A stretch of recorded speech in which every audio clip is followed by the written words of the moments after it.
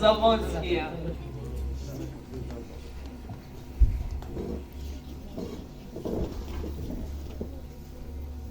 Oy, ben bu kişiden korktum. Ne kifir kişidir? Deyəsən məndən qorxurlar. Ziyanı yox, arvad kişidən qorxsa yaxşı. Xanım, sənin ki saçın bu qədər qaradır. Yəqin sən də mənim kimi həna qoyursan, hə? Saçıma qanmayıb ki, hana qoyum. Qocalmayıb ki xana qoysun. Xeyr, xanım, mənim də saçım ağarmayıb. Mən saqqalıma həna qoydum, qoymadım. Həmişə qapqara şəvə kimidir. Ancaq mən bir növ adətkarda olmuşam.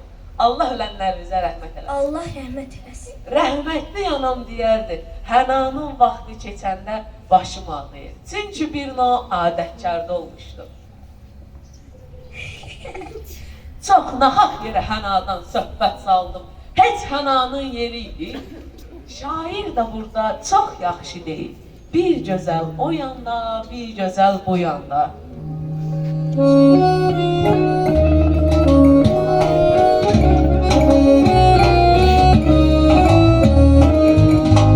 Hüsnü bağında gəzərsən, gülü sümbüllərəsən. Sən kimi bir gözəli bağın içində görəsən.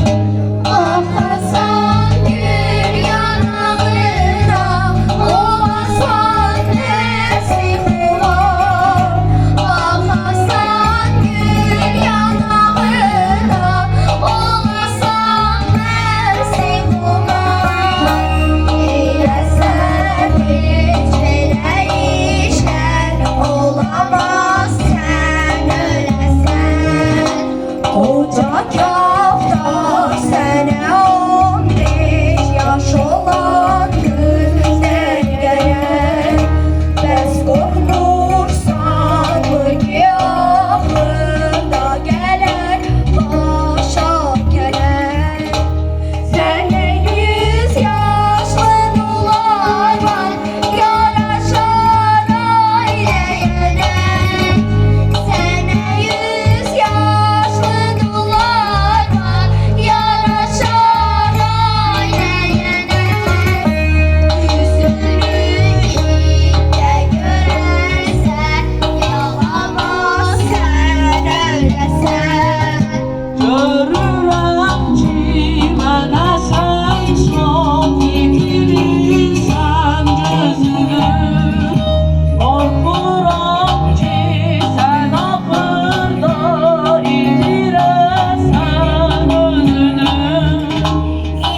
İstəyirsən mi sözüm mən, deyərəm bax üzünü. İstəyirsən mi sözüm mən, deyərəm bax üzünü. Sən kimi bir qocaya qız yaramaz sən öləsən. Sən kimi Bir qocaya qız yaraşar sən öləsən.